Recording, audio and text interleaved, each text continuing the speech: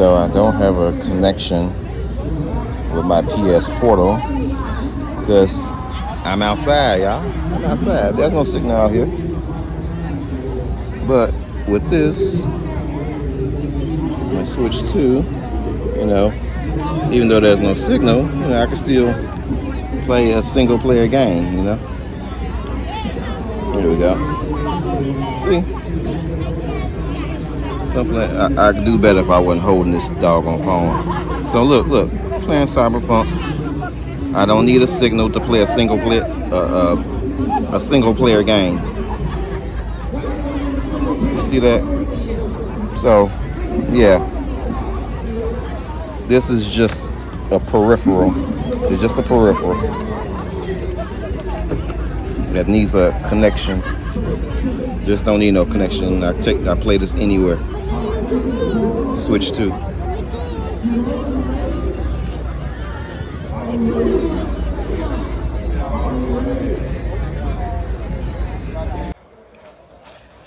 Hey everybody, it's your boy Blitz King. Please be sure to hit like and subscribe and share. What I have before you here was the is Cyberpunk 2077 being displayed on the PS Portal at the top here, and at the bottom screen you see the Switch 2 version of Cyberpunk 2077. As you can see, both look relatively good and the same in a way, but they have similarities and some differences. So, and I'll let you be the judge of that. But as you know, with the PS Portal here, it's basically linked to my PS5, so it's streaming from my PS5. So the PS Portal is not, natively running the game itself. Whereas with the Switch 2, the Switch 2 here is in handheld mode. The Switch 2 is a hybrid console that I can put on the dock and then it'll display on my TV. And then I can take it off the dock and play it in handheld mode. So it's natively running this game like this. And I think that's pretty impressive. Cyberpunk is definitely one of those games where that if you want to really test out if the system can run pretty well, see if you can get Cyberpunk to run on it. And run on it well, do more than just run on it, but actually be playable and actually look pretty good without looking like an eyesore. And CD Projekt Red was able to successfully do that. So big ups to them. So if they were able to do this, and this was a launch title for the Switch 2, just like Cyberpunk was a launch title for the PS5, even though it didn't start its life on the PS5, started development, I think on the PS4, because like when the PS5 came out, the Cyberpunk 2077 was released on the PS5 and the PS4 at the same time, and kind of like the history of what happened around the launch of Cyberpunk 2077 in 2020. 5 years later, 2025, we now have the Switch 2, and once again, Switch 2 is the successor to the Switch 1. The Switch 1 came out in 2017 and obviously could not run a game such as Cyberpunk 2077, so Cyberpunk was not on the Switch 1, but Cyberpunk now is on the Switch 2. And there's an old saying, you're only better than your last game. Like I know in sports, and coaches and players, they like to say, hey, you're only as good as your last game. So hey, you're only as good as your last console, and the Switch 2 certainly does trump the Switch 1 in every way. It doesn't do anything like different in terms of like how you play it, and anything that like a new control scheme or whatever, because we know Nintendo likes to do something different in terms of like come up with a different control scheme or a different looking type of controller from its previous console. This time they didn't do that. They just went with the full power upgrade and performance upgrade with the Switch 2. So yeah. Now keep in mind, I'm going to control it. So even though I can pick up my Switch 2 like this, see, as you can see here, slider, I can control it like this with the, I go side to side, and then with the Joy-Con that's connected to over here, and I can control the view. So I can control it in handheld mode like that. And the same, and I can also control the PS Portal handheld as well. So as you can see, there you have it. So line it back up there. Okay.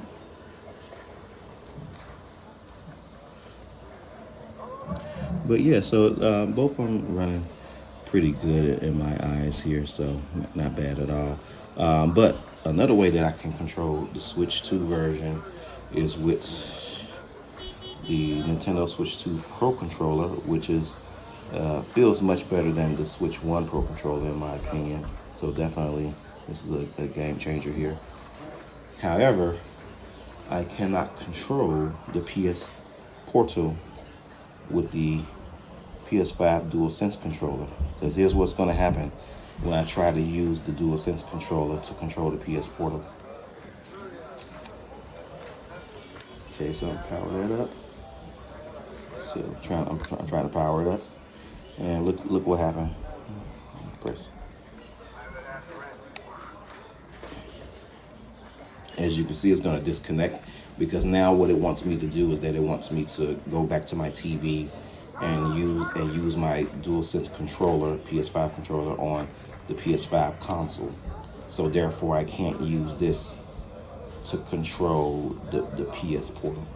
But at least, with the Switch 2, I can still control it not only with the Joy-Cons that are attached to it, but also I can use this more traditional type of control scheme with the Nintendo Switch 2 Pro controller to control it. So I think that's pretty cool. All right, so let me go ahead and connect it back to the PS Portal.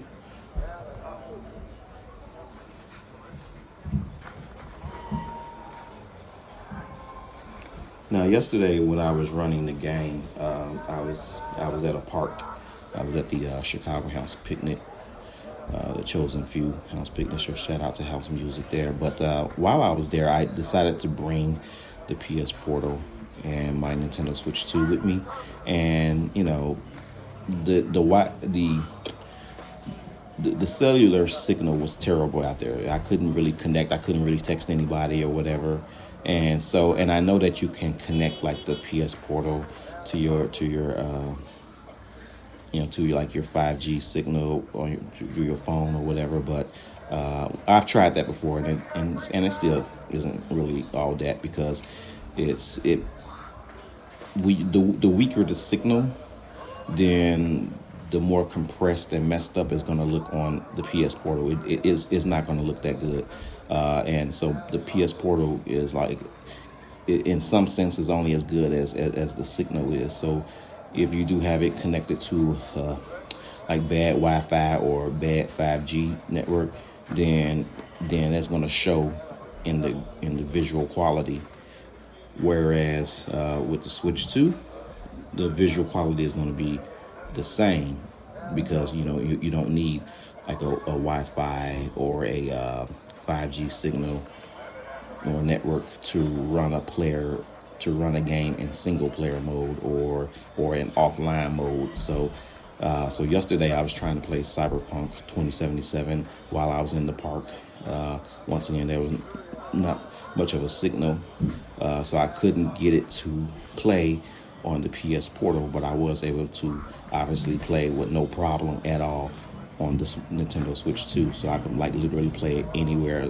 Of course, when you first play a game, like when you first load up a game for the first time on the Nintendo Switch 2, such as Cyberpunk 2077, like the very first time that I put the cartridge in, like I needed to be connected to the internet in order to download the updates and get it running. But after that, I didn't need to have it connected to the internet or anything like that.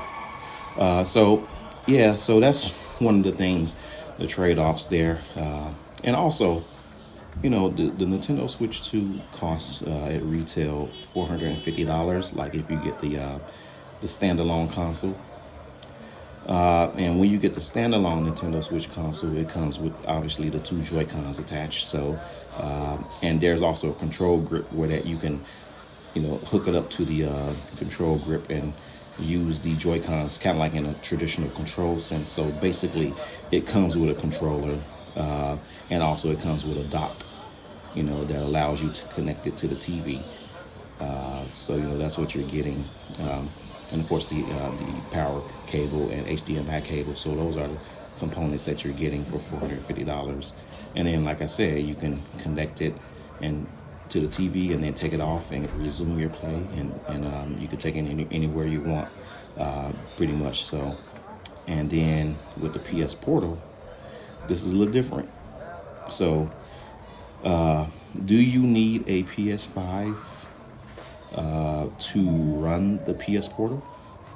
Yes and no.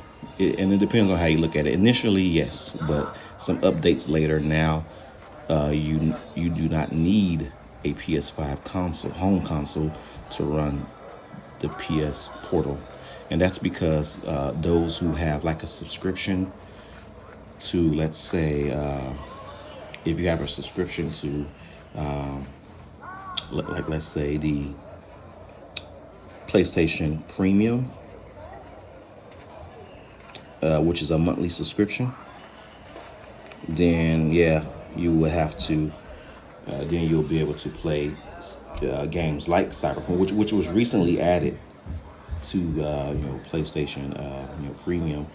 So, which is like you'll be able to run it from the cloud instead of streaming it from the PS5 home console. So no, you don't necessarily need a PS5 home console to play on the PS Portal. But like I said, you'll still need to get the PlayStation Premium monthly subscription. But either way it goes, whether you're streaming it off your PS5 or whether you're playing off the cloud-based subscription, PlayStation Premium, you still need a network connection for the PlayStation Portal. You still need a network connection of some sort in order to, well, you need to be connected to the internet, because like for the like the PlayStation Premium, you'll need that internet connection so that you can be able to use it. But if you don't have that internet connection, then you won't be able to play it. Simple as that. Now, if you have a PS5 home console and you want to take your games on the go, then more than likely you'll have to get yourself a PS5, a PS Portal. Now, the PS5 itself costs, these days, I've seen them at about $399, so $400 retail, which makes it now cheaper than, like, let's say, the Nintendo Switch 2. But like I said, Nintendo Switch 2 is a new console that you can take it on. It was just released like last month, and you can play it on your home screen and take it on the go without buying an additional peripheral, such as like what you have to do on the PS5. So if you want to take your PS5 games on the go, you'll have to get the $200 PS Portal. And I've seen in some places, like I know Prime Day had a sale last week, in which they were selling the PS Portal for like $140 or $150. But base retail, the PS Portal is $200. So imagine this: you pick up, like, let's say if you pick up a base PS5 console for $400, right? And you want to take your games on the go, then you got to buy the PS Portal, which costs an additional $200. So that's easily $600 right there, over $600 right there, just so that you'll be able to play at home or take it on the go. And it's complicated when you do want to take it on the go in a way. And I kind of explained like the conditions of how you can play it on the go using the PS Portal. So it does have its limitations. So $600, over $600, and then versus Nintendo Switch 2, $450, and It's I feel like it's definitely more optimized. It's truly a hybrid console because it's optimized to be played at home and also to be played on the go. So so there you have that. And I showed you how they look in motion a little bit there. And what I'm going to do now is, and like I said, a 1080p screen that you have here, 1080p screen for the PS Portal as well. And what I'm going to do right now is that I'm going to take it to a cut scene for Phantom Liberty, because this is like at the beginning of the Phantom Liberty expansion, which, needless to say, probably one of the best expansions in video game history. I think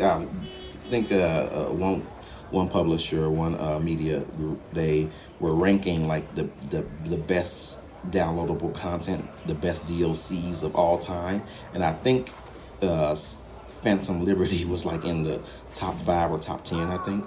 So yeah, that's just how good the Phantom Liberty was, and how it just breathed new life into Cyberpunk in general, because all of the issues that it had when it launched back in 2020, especially on the PS4, like in Xbox, that PlayStation had to delist it, but they made a comeback with the Phantom Liberty, which was released in 2023.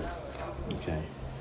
And what got me is that I saw that Idris Elba commercial, and I saw the sequence to that, and I was like, oh, that looks pretty cool. I might just pick up Cyberpunk, and that was like my first time playing it back in fall of 23 on the PS5. That was my first time playing Cyberpunk in general. Okay, but yeah, I'm gonna go ahead and cut to this cut scene so you see how wonderful it looks. Go up here, PS5.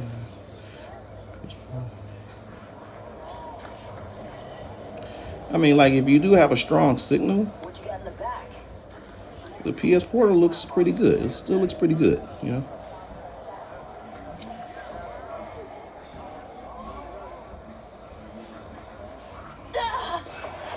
Okay.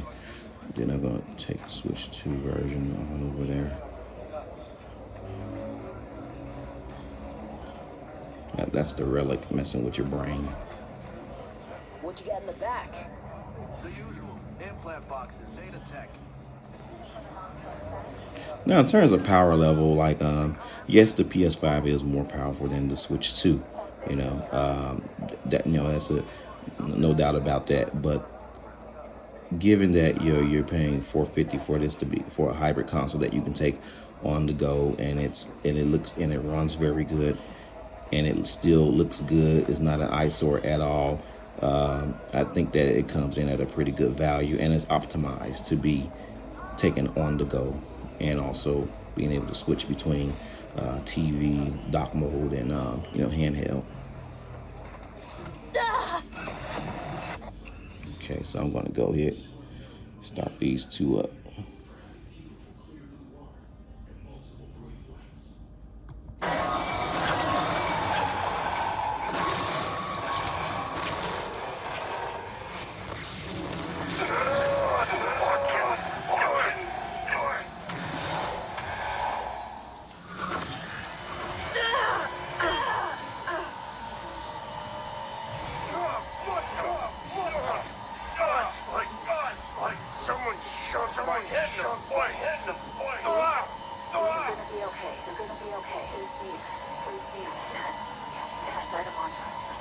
Whatever brings calm helps you stabilize.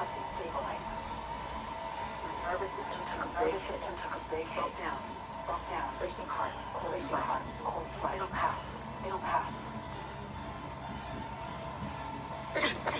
You guys, no fucking idea, lady. Actually, I do. Right. I know about the bomb in your head. If I could dissolve it now, I would in a heartbeat. You'll feel better any second now. Something stinks here. Think she's fucking with the relic. How would not? All true, Johnny. But don't you forget that.